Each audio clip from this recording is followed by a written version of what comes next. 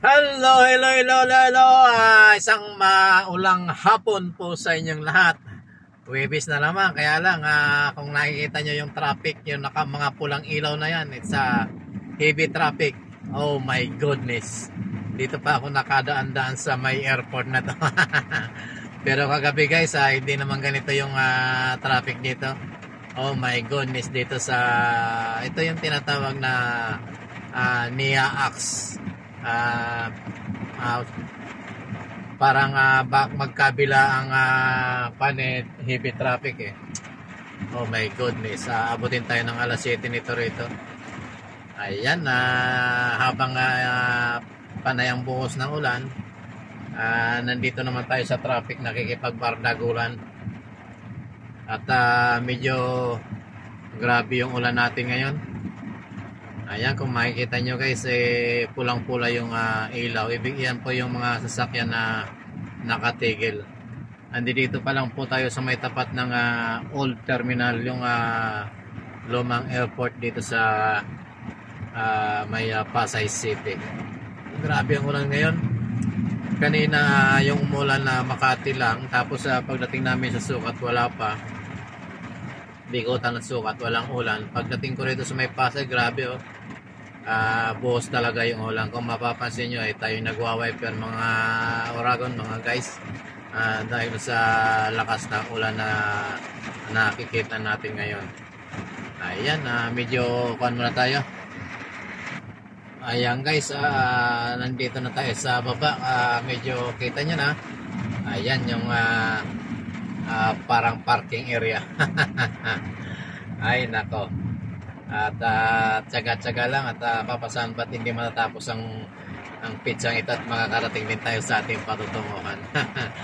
Ayan, talagang ganyan ang buhay pag siniswerte, napapala natin sa traffic. Diyos ko. Oh my goodness, time check ay 5:43. Andito pa rin tayo sa may Pasay. At medyo hindi kaaya-aya yung panahon. Ganon din yung sitwasyon ng trapiko dito sa ating lugar. Ayan, grabe siya. Kung napapansin nyo, malakas, may kulog na, may kidlat pa. Ganyan talaga ang buhay. At inabot tayo ng traffic. Shoutout sa ating mga kaibigan OFW. At ingat-ingat po tayo sa ating ginagawa sa araw na ito. Ayan, good morning po sa mga kaibigan natin dyan sa Middle East.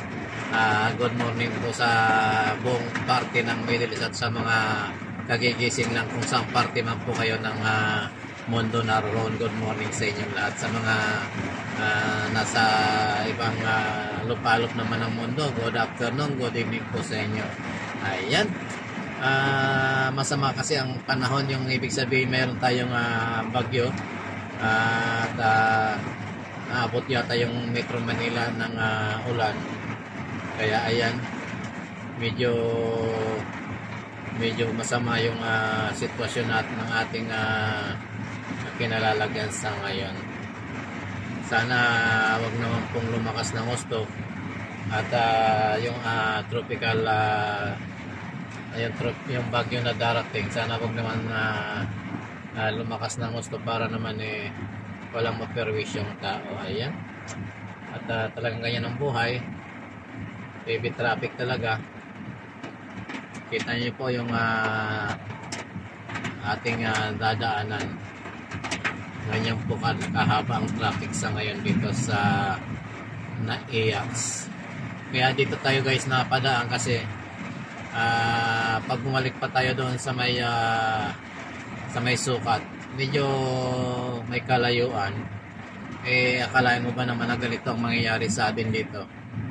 At kahapon dumang tayo rito, hindi naman ganito, bagamat mayroong build up na konti, halos moving naman. Pero ito parang hindi gumagalaw pa. Kung gumalaw man, parang tinutulak na lang yung sasakyan. Ewan ko ba ang nangyayari dito sa ating pag rush hour, tuwing rush hour yan na nagkakaroon ng build up ng mga trapiko. Ngayon talaga ay wala yatang solusyon. Kung may solusyon nun, siguro matagal pang panahon mangyayari yun. Habang may solusyon, dumadami yung sasakyan at magkakaroon ng panibagong sa kalsada, panibagong dagdag naman ng libo-libong sasakyan na naman. Yung solusyon naging problema tuloy kasi nagkaroon ng maraming sasakyan, nagkaroon ng maraming kalsada. Ayan, sabi nga nila ay kulang daw sa iwan ko, basta ayan, drive lang tayo at enjoy tayo sa buhay natin. Kung ano man ang nangyayari sa atin sa ngayon pagpasa Diyos na lang natin kung anong maganda. Yan, actually kumikilos naman siya kasi nandito na tayo sa may medyo malapit-lapit na tayo doon sa may Terminal 3 or sa may Villamor Air Base. Pero sa tingin ko mga 2 kilometers pa siguro yung Villamor Air Base na yan mula rito sa kinalalagyan natin. Kung 2 kilometers siya, medyo mabagal, siguro mga 30 to 45 minutes na travel pa yan. Kasi pagdating natin dyan sa unahan ng konti yan dito, 2-way na lang. Doon 3-way, 3 lane. Pagdating dito 2 lanes na lang. At medyo nagsisiksikan yung mga langgam. Ayan, pati sa kabila medyo matraffic din kasi ang maximum dito na speed ay 60 lamang. Kaya yung mga sasakyan, dahil sa dami ngayon ng sasakyan sa oras nito ay mag-uuwian. Yung mga nasa kabila kasi maaaring pupunta ng Sukat, papunta ng Cavite or papunta ng Baclaran, pwedeng dumaan po dyan sa kabilang yan. Kasi pagbaba mo na Makapagal, dire-diretso na rin kung hindi matraffic. Ayan, shoutout po sa inyong lahat at mega love shoutout po sa ating mga kapwa driver. Ingat po tayo sa mga nandito sa Pilipinas. Ingat po tayo sa ating mga lugar, lalo na po yung mga binabahang lugar, maging alerto po tayo. Doon po sa mga kaibigan natin, medyo alert lamang po tayo ng konti. At medyo maging handa tayo sa lahat ng oras na sa lahat ng oras ng ganitong pagkakataon. Ayan, mas maganda pa rin po yung magdasal tayo para sa ikapapanatag po ng ating kalooban. Ay, kapag Lord, bakit ganito kalakas ang ulan? Halos kung mapapansin nyo guys, yung wiper natin medyo mabilis-bilis na, pero hindi pa yata full yan. Ayan, full swing na yung ating wiper, pero yung ulan halos hindi ma-swipe yung tubig. Kaya hinaan na lang natin kasi hindi naman tayo nagpapatakbo na mabilis. Halos ang takbo natin ay 30 km per hour, 20 hanggang ganun lang. Pinakamabilis na natin yung 30. Thanks salamat na lang po at medyo moving sa ngayon dito sa unahan. At maganda naman yung natin. Ayan. At sana lumihis na yung sama ng panahon. Kung ano mong pangalan ng bagyong yan, sana ay lumihis ka na lang. Punta ka na lang ng China, wag lang din sa Pilipinas. Grabe no? Grabe siyoso no? Sigurado naman yung dadaan ng China yan kasi gano'n naman paggaling ng Pilipinas, dumadaan ng China o kaya Taiwan. Ayan, doon sila papunta. Ayan, napapansin nyo guys, ang oras natin ay 5:50 ng gabi. Alas 5:50 na ng gabi. Medyo napakadilim na ng ating kapaligiran. Kasi mayroon tayong bagyo ngayon. Ewan ko kung nasaan yung bagyo na yan. Ayan, shoutout po sa ating lahat. Sana po ipagdasal na lang po natin na mawala na yung malusaw na yung bagyong yan. Ayan, medyo malayo-layo pa rin ang ating babiyahiin hanggang doon sa ating opisina. Ayan, kung napapansin nyo guys, yung kidlat at medyo matatalas na yung pinipitik na kidlat. Ingat-ingat po tayo yung mga nasa kalsada, yung mga naglalakad, ingat po tayo. Ingat po tayo doon sa mga open manhole.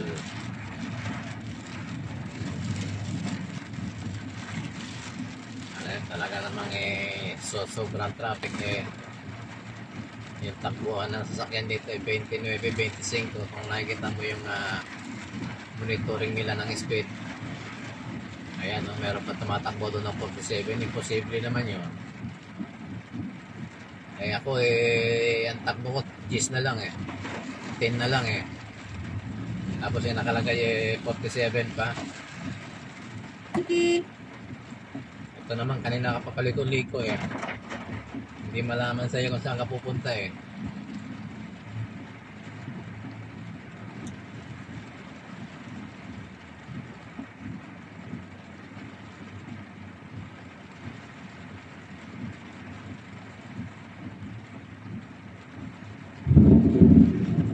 Ayan, shoutout po sa kulog, sa matatalas na kidlat. Shoutout sa driver ng van na yan, hindi mo lamang kung saan pupunta. Akala ko kakanan na, papasok mo yun sa tollgate. Yung pala, pagdating dito sa unahan, dalawang sasakyan lang pagitan Talaga naman saan kaya kumuha ng lisensya yan? At medyo natataranta yata sa sarili niya Hindi malamang kung saan pupunta Ayaw na lang manatili sa kanyang linya. Ay nako. Pero pag nasa ibang bansa po mga driver na Pilipino, mga disiplinado, kagaya na lang po kung pag nasa Middle East kung makasunod gano'n na lang takot na takot magpatakbo ng 120 kasi ang camera doon hindi ino-operate ng tao, talaga pumipitik ng kusa pag napadaan sa sensor. Ayan, shoutout sa mga kaibigan natin driver. Ingat-ingat po tayo. Dito na po tayo ngayon sa may Terminal 3. Malapit na po tayo dito sa may Marriott Hotel. Ayan, shoutout sa nakamotor. Parang hindi giniginaw. Basang-basa na si rider. Ingat-ingat sir, ingat boss. Madulas ang kalsada. Sa naka-big bike na yan. 651. Ayan, ingat-ingat sir sa pagbabiyahe kung saan ka man patungo. Ay nako, traffic. Mag-aalas 6 na, hindi pa tayo dapat kung hindi ma-traffic to actually mga paps, mga kaibigan, mga oragon, itong dinadaanan natin galing doon sa pinakang huling bumaba hanggang dito sa Makati, halos 5 to 10 minutes lang to. Nasa nandun ka na sa opisina. Dahil sa sobrang traffic, halos 1 oras. Ganong katindi yung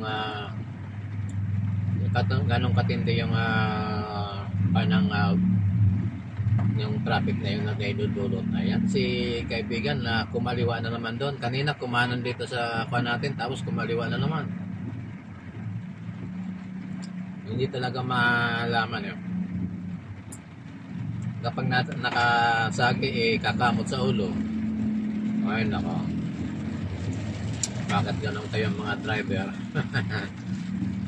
Doon pala siya pupunta sa Casa Lane, tapos pumupunta siya dito sa ETC. Alam na naman niya yun or sadya, sabi nga or sadyang sabi ni Rapid Tolpo, sadyang bobo. Mamili ka sa dalawa, hindi mo alam o bobo yan anong brand ka na sasakyan niya. Medyo malaki-laki yung van niya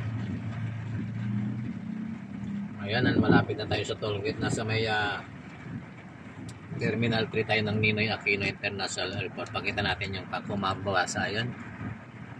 Ayan po, maliit nga lang. At isusum natin kung makukuha pag mayroong pagkakataon na hindi umaabanti yun sa kaya at makikita siya. Susum po natin yung pangalan ng airport. Ayan. Ayan po, ayan. Ayan, nandito tayo sa may Ninoy Aquino International Airport.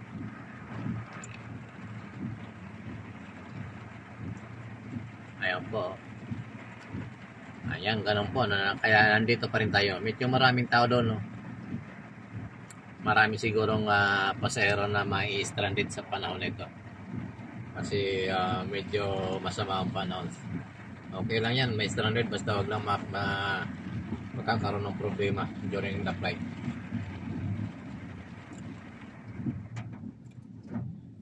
Ayan, go, go, go!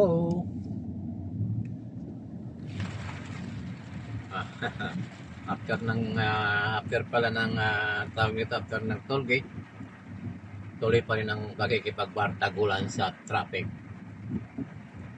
Ayan, dito na lang muna po tayo at medyo heavy traffic mga paps, mga oragon. Maraming salamat sa inyong lahat at maraming salamat po sa mga sumusuporta sa ating channel, sa ating mga video patuloy na pinapanood, at maraming salamat sa inyo. Oh, Diyos ko po, nakita nyo po yon, lakas ng kidlat, grabe siya, malakas yung kidlat nya.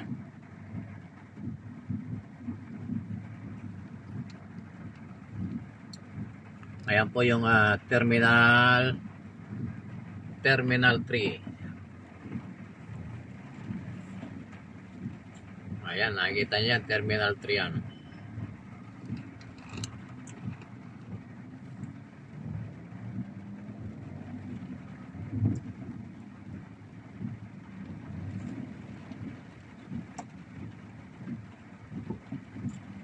Ayan, traffic talaga, grabe, oh. What a good traffic.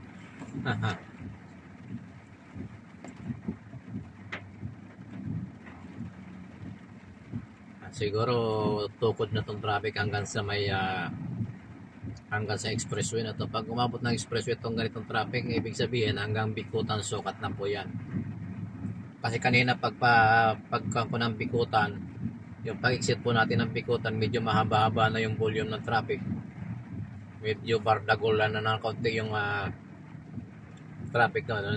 Kaya tapos umulan pa ng ganito kalakas, wala na po. Ayan, tuloy-tuloy na yan. Ayan, anyway, at maraming salamat po. Bye-bye po, bye-bye. I love you all. Huwag niyo pong i-skip yung ating ads para makasahod naman tayo sa ating YouTube channel. Ayan, kahit na medyo marami tayong, alam niyo na, marami tayong subscriber, hindi pa tayo nakasahod ng tuloy-tuloy sa YouTube. Ayan, maraming salamat po at pagpalain tayo ng Panginoon. I love you all. Ingat, bye-bye.